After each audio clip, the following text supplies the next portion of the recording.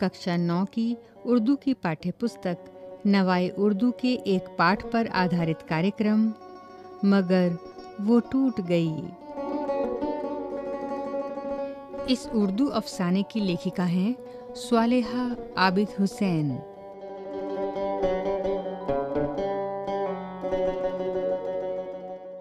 तारुफ़े मुसन्निफ़ स्वालेहा आबिद हुसैन 1913 ईस्वी से 1988 ईस्वी तक। स्वालेहा आबिद हुसैन का असली नाम मुस्ताक फातिमा था। लिखने पढ़ने का शौक उन्हें बचपन ही से था, लेकिन उनकी बुनियादी हैसियत नॉवेल नवीस और अफसाना निगार की है। स्वालेहा आबिद हुसैन अपने कलम के जरिए तहरीक आज़ादी में शरीक रहीं। उन्होंने अपने नॉवेलों, अफसानों और ड्रामों के जरिए इंसानी और तहजीबी कदरों को आम किया और औरतों के मसाइल और समाजी खराबियों की इस्लाह की तरफ तवज्जो दिलाई। हुकूमत हिंद ने उनको पद्मश्री का एजाज़ अता किया। कई सूबाई अकादमियों ने भी उन्हें इनाम दिए। उनके अफसानों के 4 मजमुए भी शाया हुए। उनके नॉवेलों में अज़रा, आतिशे खामोश, कतरे से गहरे होने तक, यादों के चिराग और अपनी अपनी सलीब खास तौर पर काबिले जिक्र हैं।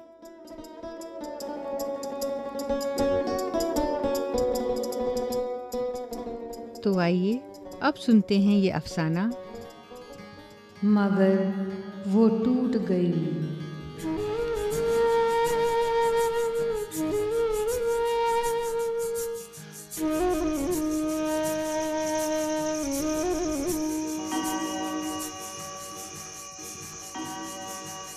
दूर किसी घंटे ने 2 बजाए। उसके वसी बेडरूम के हाथी दांत के लैंप में नीला ज़ेरो बल्ब रोशन था, जिसकी ठंडी रोशनी में हर चीज बेजान सी नजर आ रही थी। डबल बेड का कीमती बिस्तर और नीला नाइट गॉन, छत पर लटका छोटा सा बलवरी झाड़, हर चीज उसका मुंह चढ़ा रही थी।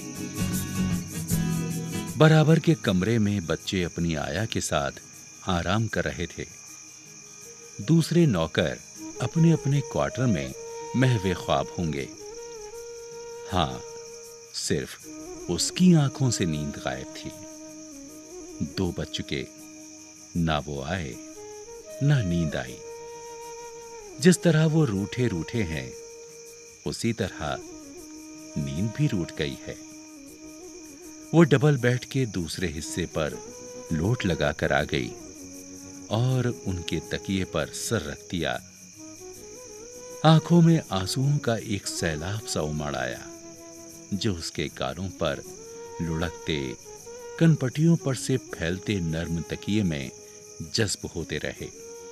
सामने दीवार पर उन दोनों की कद्दे आदम रंगीन तस्वीर आवेज़ां थी।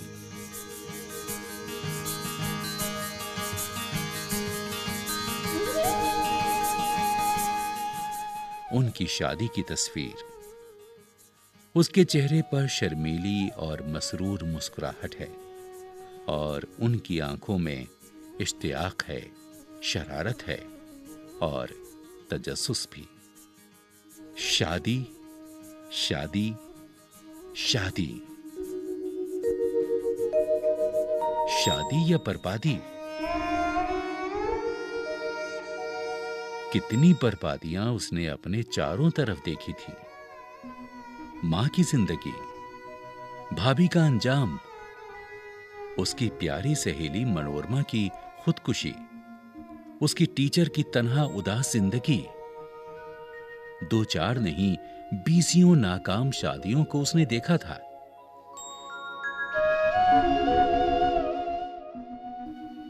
ये शादी बर्बादी क्यों बन जाती है? उसने अगर कभी शादी की तो नहीं नहीं नहीं। वो लरज़ उठती, जाने क्या अंजाम हो।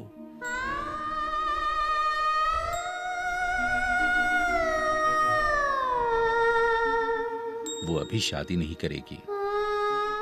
एमए करने के बाद फिर सोचेगी। लेकिन इधर उधर की जिंदगियां देखकर वो बहुत ज्यादा हसास बल्कि शक्की हो गई थी। क्या हर्ज है अगर वो शादी ना करे और तालीम पाए, डिग्रियां ले, अच्छी सी नौकरी करे, अपना घर बनाए।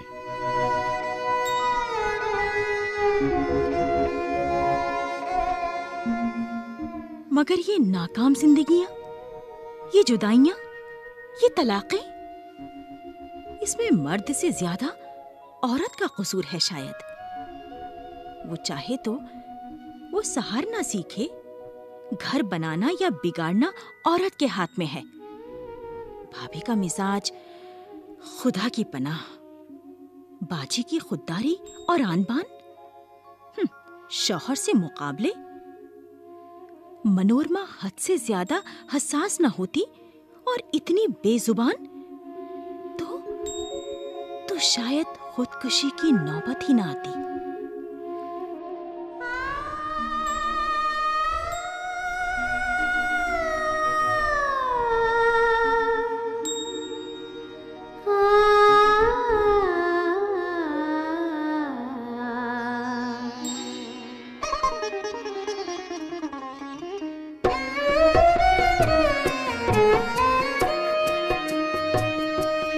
अम्मा इस रिश्ते के खिलाफ थी। खानदान और बाजी को उमर पर एतराज था और भाई साहब खुल्लम खुल्ला कहते थे कि मिजाज का बहुत तेज है। अलबत्ता अब्बा मियां कहते, खामखा लोग मुखालिफत करते हैं, 15-17 बरस का फर्क है तो क्या हुआ? अरे भाई, मर्द की उम्र में फर्क होना ही चाहिए।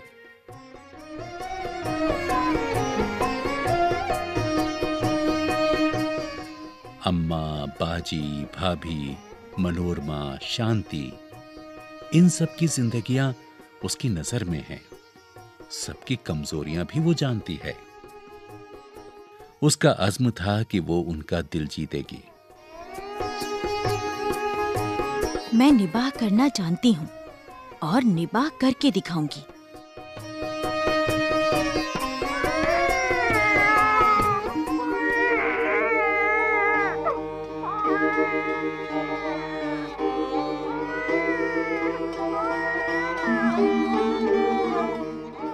वो उनकी बन गई।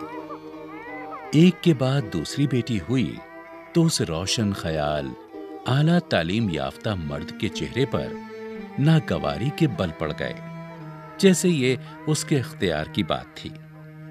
बच्चियों ने जाना ही नहीं कि बाप की मोहब्बत किस चिड़िया का नाम है।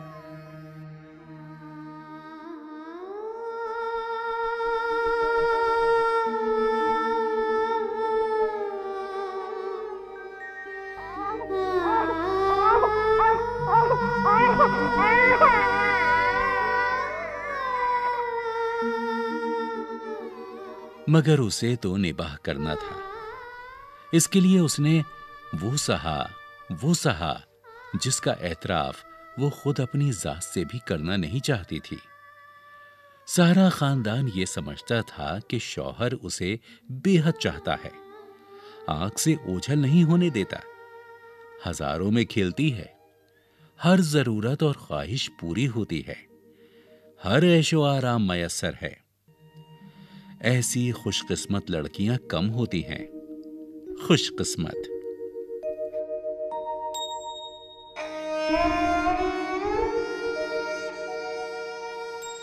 उसने तालीम याफ्ता खुद मुख्तार लड़की ने क्या क्या नहीं सहा।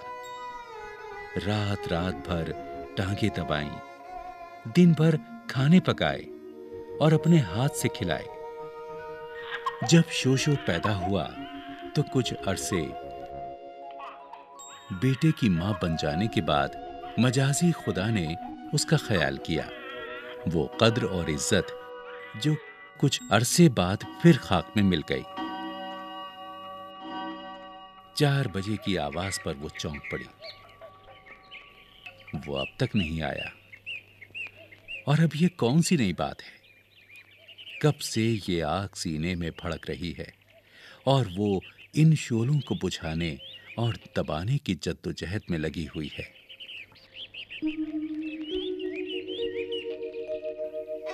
खिड़की में से फटती पौ की हल्की दूधिया रोशनी पर उसकी नजरें जम गईं। उषा, उसकी जिंदगी में अब उषा की कोई किरण चमकेगी क्या? उषा, वो लड़की। क्या? तुमने जो सुना सब ठीक है, नहीं। मगर तुम कौन होती हो एतराज करने वाली? वो तो मेरी जान के साथ है, तुम चाहो तो छोड़ सकती हो।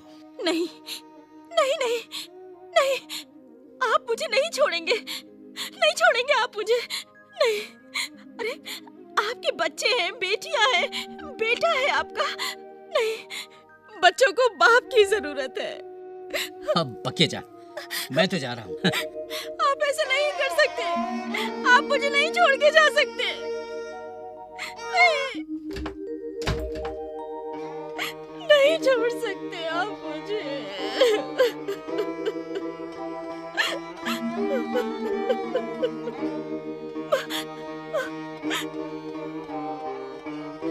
उषा, वो लड़की।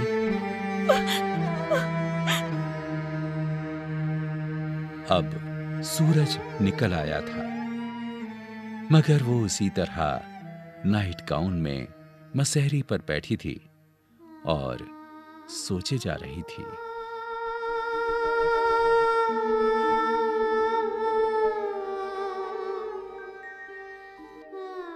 नहीं नहीं, ये शादी टूट नहीं सकती। मैं सब सहारूंगी, मगर उसे छोड़ूंगी नहीं। कौन ले सकता है मेरी जगह? नहीं, नहीं टूटेगी ये शादी। नहीं नहीं। बेगम साहब, आपके नाम का खत है। हाँ? मुलाजिमा ने एक बड़ा सा लिफाफा उसके कांपते हाथों में दे दिया। नहीं टूटेगी ये शादी, नहीं टूटेगी। हाँ?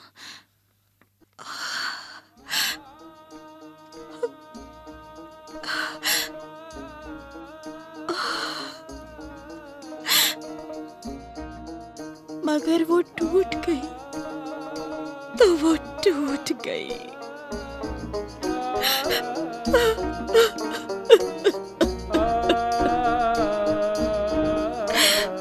टूट गई।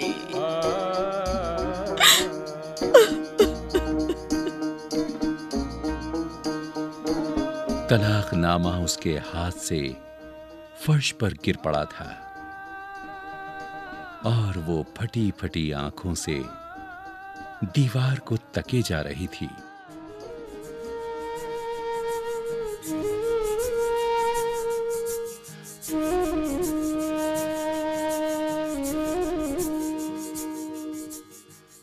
मगर वो टूट गई। गौर करने की बात। इस कहानी के दो रुख हैं। इस कहानी में जहां लड़कियों पर मजालिम की दास्तान बयान की गई है, वहीं गैर जिम्मेदार मर्दों पर तंज भी किया गया है। ये कहानी हमारे माशरे की उन खवातीन की तस्वीर कशी करती है जो आए दिन ऐसे हालात से मुकाबला करती हैं, जैसा कि इस कहानी में दिखाया गया है कि शौहर के बुरे बर्ताव के बावजूद बीवी किसी न किसी तरह, ख्वाह वो अपने खानदान की इज्जत या अपने बच्चों की खातिर निभाने की कोशिश करती है। ये कहानी जिस जमाने में लिखी गई, उस वक्त की तालीम याफ्ता लड़कियां जुल्म सहने के बावजूद खामोश रहती थीं। लेकिन आज की औरत बेदार हो चुकी है। वो शौहर के इस घिनौने अमल के बाद खामोश नहीं बैठती।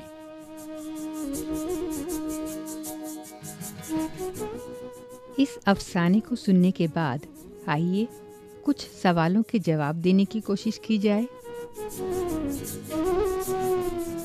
सवाल नंबर 1। अफसाने के मरकजी किरदार बीवी को पूरा खानदान खुशकिस्मत क्यों समझता था? सवाल नंबर 2। लड़कियों की परवरिश और तालीम किस तरह की हो कि वो किसी तरह के जुल्म की शिकार ना हों, इसके लिए इस अफसाने में किस तरफ इशारा किया गया है? सवाल नंबर 3। तालीम याफ्ता होने के बावजूद शौहर लड़कियों के पैदा होने पर बीवी से नाराज क्यों था? सवाल नंबर 4। अफसाने में बीवी हर तरह के हालात से समझौता क्यों करती जाती है?